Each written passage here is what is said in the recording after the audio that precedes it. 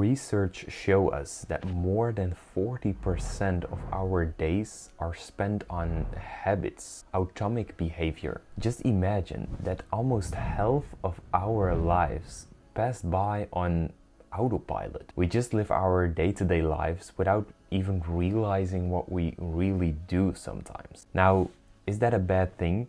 Well, to a certain degree, it makes a lot of sense. If we had to consciously think about every single one of our actions we perform on a daily basis, life would be much more complicated. We learn and observe, so we know how to repeat this behavior when we need to use it again in the future. So habits, in essence, are our brain's way to saving energy and making life easier. But are all these habits truly serving us? Well, while our brain is wired this way to survive, in today's modern world, many of us have developed habits that are doing more harm than good. For example, bad habits like eating chocolate when feeling stressed, watching Netflix series instead of going to the gym, scrolling on social media to avoid things that we actually need to do. Sounds familiar?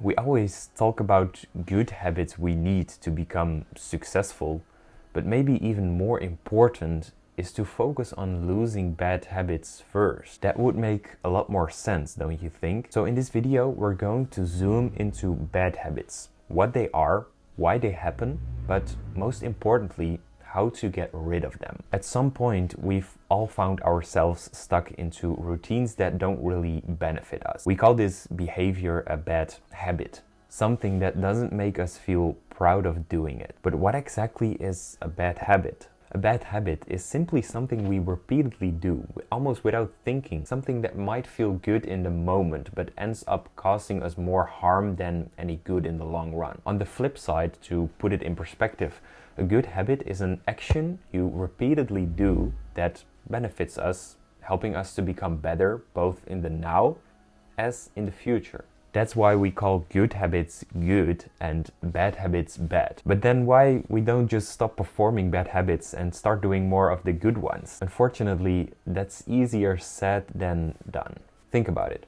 Have you ever caught yourself reaching for a snack, not because you're hungry, but because you're bored or stressed? Or you've spent hours watching videos online instead of going to bed early? These are classic examples of bad habits. Actions that offer temporary comfort or escape, but ultimately steer us away from our goals and well-being. And like I said earlier in my previous videos, it's like the devil whispering in your ears with temptations, which feels good in the moment, but puts us in shame after doing it. To understand how we could break these habits, we first need to understand why we have them in the first place and why they are so hard to get rid of. When looking deeper into it on a scientific level, it all comes down to a simple process in our brain called the habit loop.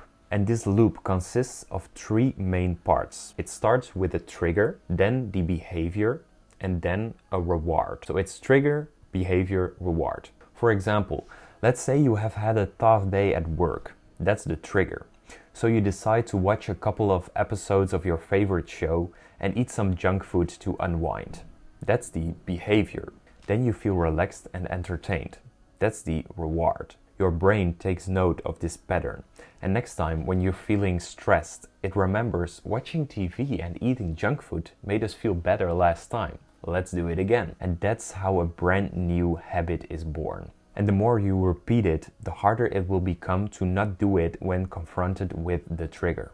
Now this loop, this habit loop, is a basic learning process, and it's not inherently bad. In fact, our brains are created this way to help us learn and survive. Our ancestors used this reward-based learning system to remember where to find food and avoid danger. But in our modern world, this same process can lead us to develop habits that aren't really helpful, like binge watching TV or eating junk food instead of dealing with stress in a healthier way. Now, a key player in the habit loop is dopamine, a chemical in our brain that is linked to pleasure. When we do something that our brain perceives as rewarding, it releases dopamine. This doesn't just make us feel good, but also help us to reinforce the habit loop, making us want to repeat the behavior again. to get that same good feeling. So now that we know what bad habits are and why they happen, the big question is, how do we break them? How do we get rid of them? The answer, in my opinion, doesn't lie within the brain, but it lies within the heart. It's about moving from knowledge to wisdom. From knowing something is bad for you to truly understanding something is bad for you. It requires becoming completely aware of your actions and their impacts on a fundamental level. So let me explain that. One thing my mom always used to say about bad habits linked to an unhealthy lifestyle is that you need to see your body as a car. For it to run smoothly, you need to fuel it properly. The quality of the fuel you put in your body, your car, determines how well it performs. Just as you wouldn't dream of filling a high-performance supercar with the wrong type of fuel.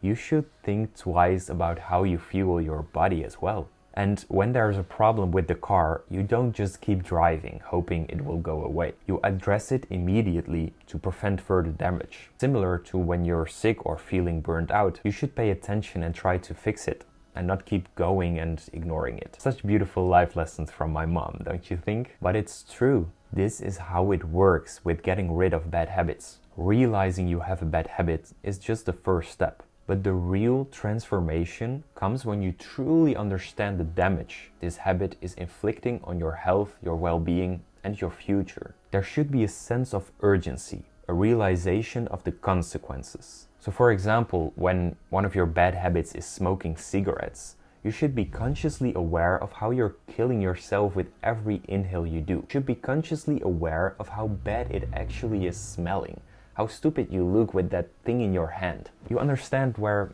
I'm going? You can sometimes be a little harder on yourself though. But back to what I earlier said. It's trigger, behavior, reward. You need to understand that your brain is craving the reward only, the dopamine. So your brain connects the reward to the behavior and the behavior back to the trigger. A bad habit always starts with the trigger. So we just need to eliminate that trigger, right? To help you stop a bad habit from letting it happen in the first place is not only by focusing on the behavior of doing it, but mostly by removing the trigger that stimulates and activates the behavior. I mean, have you ever noticed that when you go on vacation or visit a friend or family, suddenly the bad habit that you perform at home doesn't come to mind when you're being somewhere else? It's because in those other places, there are no real triggers yet. And I'm not saying that you should be on a holiday or visit a friend all day to get rid of a bad habit. You can try this method yourself at home. All you need to do is remove the trigger. So let me give you a simple example. If you always eat unhealthy snacks while watching TV, then maybe you should stop watching TV so the craving for unhealthy snacks doesn't happen again. You can replace watching TV with something else. But if you can't stop or don't want to stop the trigger, then you can try changing the behavior that is linked to the trigger. But I have to say that could be a lot harder and more confronting to your brain. So for example, if you don't want to stop watching TV, then you can start eating fruits and vegetables while watching TV instead of unhealthy snacks. But this way, it takes more time to start linking the trigger to the new, less dopamine stimulating behavior. Now, I hope you have learned something today. The main purpose for creating this video was not to share some practical steps you should take, but more function as a reminder to stay aware of your actions. The only way to never repeat a bad habit again is to become truly aware of the consequences. And please understand that getting rid of bad habits is not easy, but you can do it.